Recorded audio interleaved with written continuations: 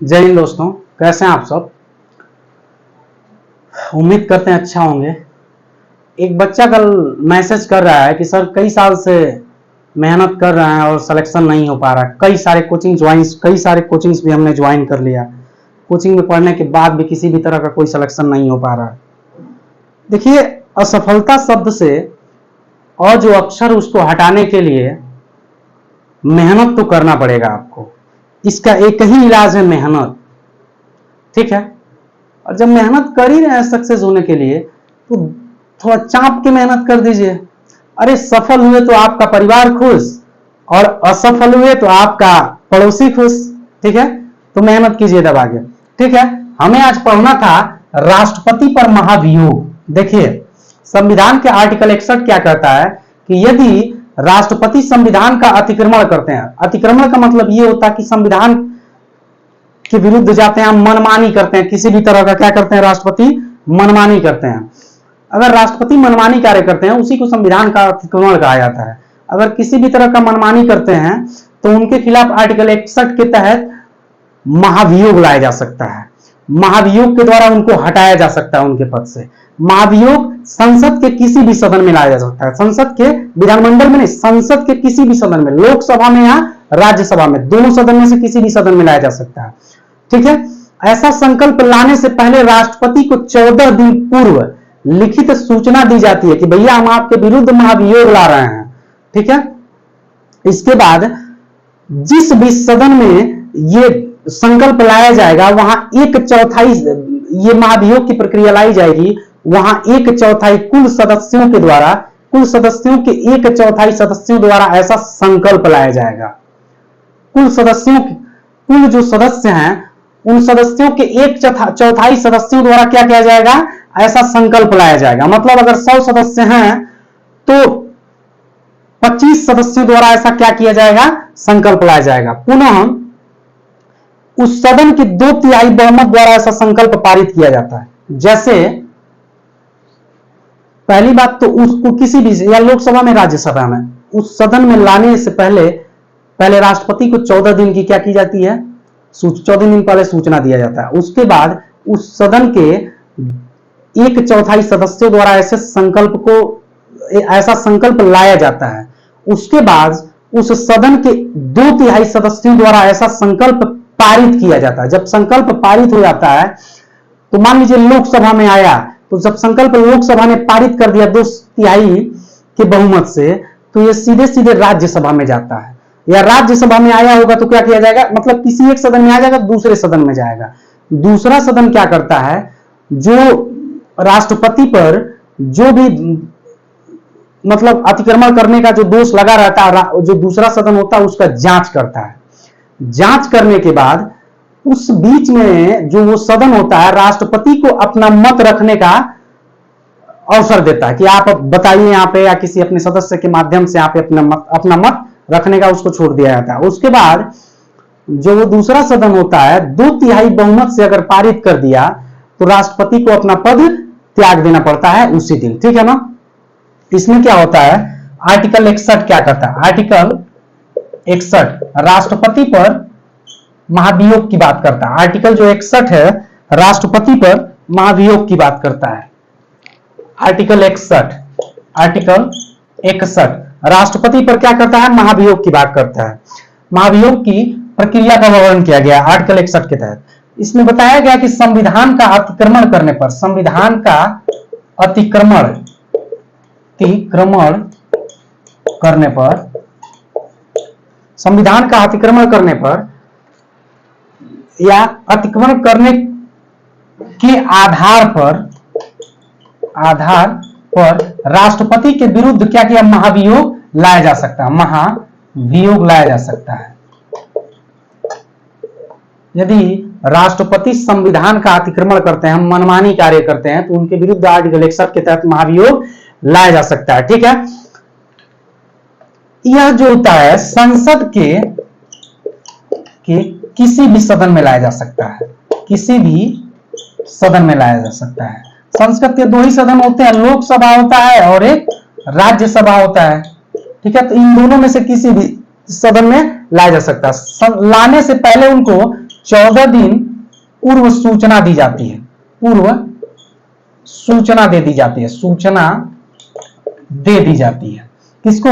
राष्ट्रपति को। उसके बाद 14 दिन की सूचना देने के बाद जिस भी सदन में लाया जाता है उस सदन के 1/4 सदस्यों द्वारा ऐसा संकल्प लाया जाता है, ठीक है ना। उस सदन के महाभियोग की प्रक्रिया जिस भी सदन में शुरू करनी होती है उस सदन के 1/4 सदस्यों द्वारा, 1/4 सदस्यों द्वारा संकल्प लाया जाता है। मतलब कुल सदस्य मान लीजिए 100 हैं, 1/4 का मतलब 25 सदस्य अगर संकल्प ला देते हैं तो माना जाएगा। उसके बाद 2/3 सदस्यों द्वारा ऐसा संकल्प पारित किया जाता है, ऐसा संकल्प पारित किया जाता है।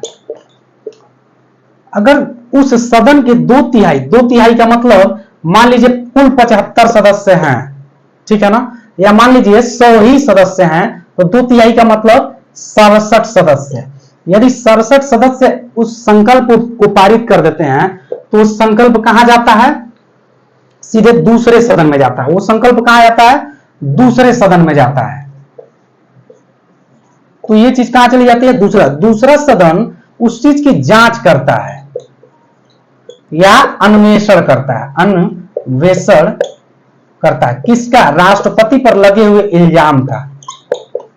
राष्ट्रपति पर जो लगा हुआ है इल्जाम कि राष्ट्रपति जो है संविधान का अतिक्रमण कर रहे हैं, उस इल्जाम का दूसरा सदन क्या करता है? जांच करता है या अन्वेषण करता है।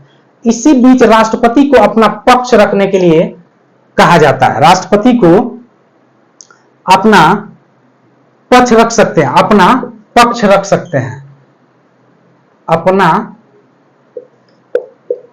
पक्ष रख सकते हैं या अपने किसी सदस्य के माध्यम से राष्ट्रपति अपना पक्ष रखवा सकते हैं, ठीक है। उनको टाइम दिया जाता है।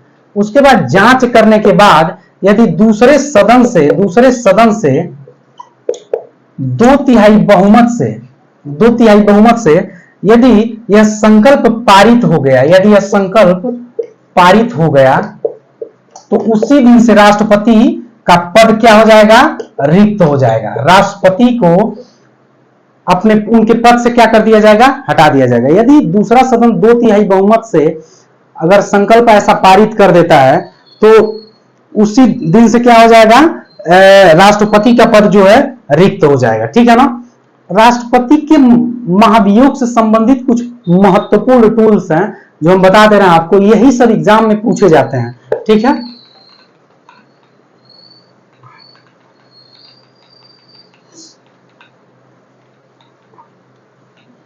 नोट करके लिख लीजिएगा।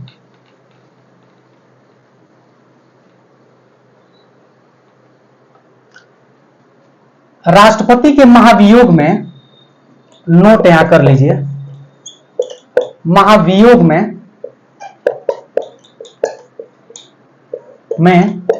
राज्य विधानमंडल मतलब विधानमंडल का या राज्य विधानसभा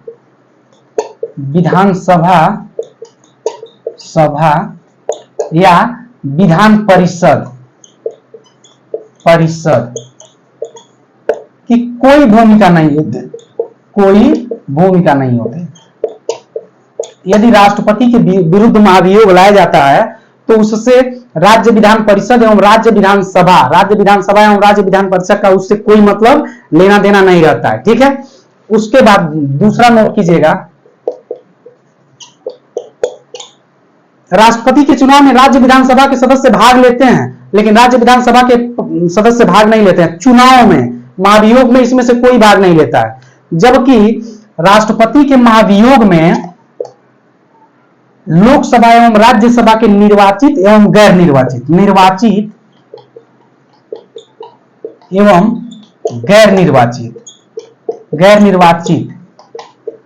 जिसे मनोनीत सदस्य कहते हैं, मनोनीत सदस्य कहते हैं।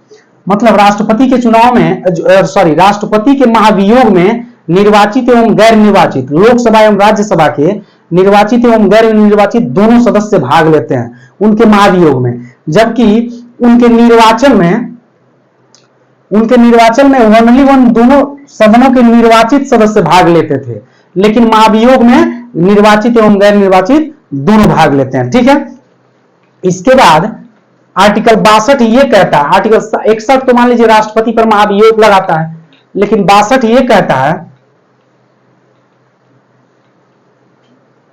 आर्टिकल 62 राष्ट्रपति का पद समाप्ति से पूर्व ही, समाप्ति से पूर्व ही, राष्ट्रपति का पद समाप्ति से पूर्व ही उनके पद को, रिक्त पद को, ठीक है, पूर्ण कर लिया जाता है, पूर्ण कर लिया जाता है। मतलब सीधा सीधा ये कह रहा है, आर्टिकल 62 ये कह रहा है कि जब राष्ट्रपति का पद समाप्त होने वाला रहता है उससे पहले राष्ट्रपति का चुनाव कर लिया जाता है। ठीक है, ताकि जिस दिन राष्ट्रपति का कार्यकाल काल खत्म हो उसी दिन दूसरे राष्ट्रपति को बैठा दिया जाए। ठीक है, वहीं यदि मान लीजिए कि महाभियोग द्वारा, अगर महाभियोग द्वारा हटाया जाता है तो मान लीजिए महाभियोग द्वारा तुरंत हटा दिया जाएगा तो कैसे किसी तुरंत चुनाव हो जाएगा? तुरंत चुनाव नहीं होगा। अगर महाभियोग द्वारा रिक्त होता है, पद रिक्त होता है, राष्ट्रपति का पद रिक्त होता है महाभियोग द्वारा, तो जिस दिन रिक्त हुआ, जिस दिन रिक्त हुआ